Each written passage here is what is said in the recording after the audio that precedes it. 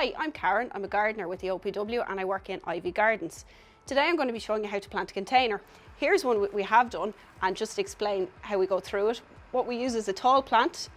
We're using a sunflower here, a medium-sized plant, which is the snapdragon, middle size, which we use a French marigolds and a rudbeckia, and then a little trailer at the front.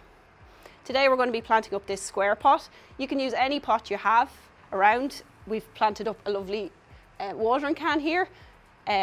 You can use anything, there's window boxes. Some people have even planted up an old boot. So first choose your container.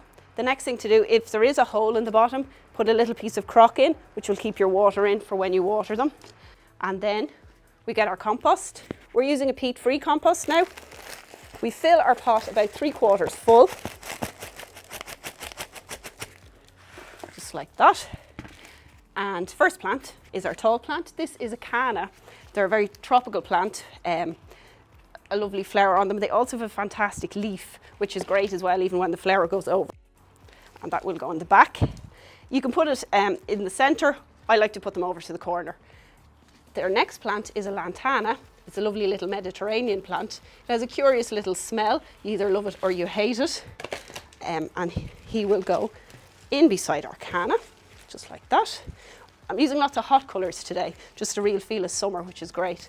Now, our next plant is a little medium size. It's a spider plant. I think everyone will know this plant. We used to always see it in people's bathrooms years ago. Just a little bit more compost.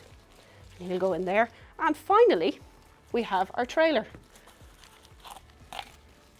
which we pop in the front, just like that. Now, the most important thing to remember after you've potted up your container is to water it. Plants need lots of water. So just water it until the compost is moist. And there you go, there's your container. Simple, anyone can do it. And a lovely addition to your garden.